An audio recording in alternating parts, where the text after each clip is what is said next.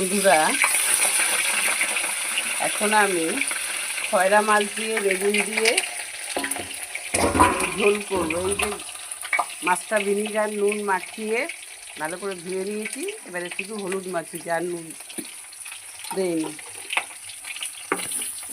এখানে বেগুন কাটা আছে, মাছটা ভাজা হচ্ছে, বেগুন দিয়ে খয়রা মাছের ঝোল হবে। তোমরা কি খাও এরকম? তোমরা কী করে খাও আমাকে একটু বললে ভালো হয়, আমি সেইভাবে খাবো। দেখো, এবারে আমি ঝোল করছি। কালো জিরে আর শুকনো লঙ্কা দিয়ে দিলাম, এর মধ্যে বেগুনটা দিয়ে দেব। নুন হলুদ মাখানো আছে বেগুনটা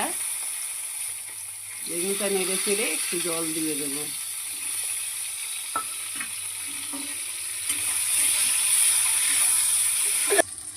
এই যে এর মধ্যে জিরে ধনে লঙ্কা একটু রসুন দেয়া আছে, এইটাকে একটু হলুদ, এইটাকে এবারে ভাজার মধ্যে দিয়ে নেড়ে চেড়ে জল দিয়ে দেব।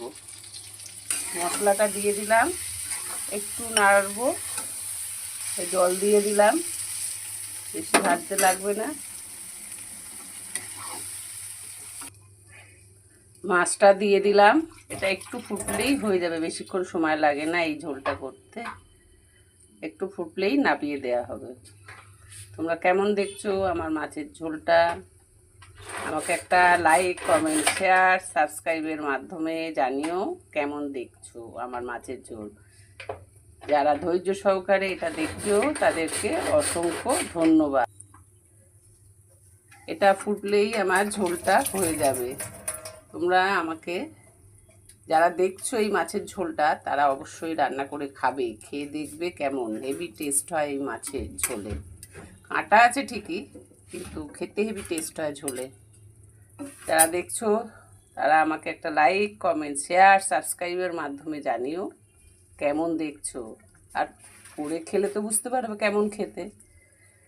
তোমরা যারা ধৈর্য সহকারে এই ভিডিওটা দেখছো তারা আমাকে একটা লাইক কমেন্ট শেয়ার সাবস্ক্রাইবের মাধ্যমে জানিও। আর যারা ভিডিওটা দেখছো তাদেরকে অসংখ্য অসংখ্য ধন্যবাদ।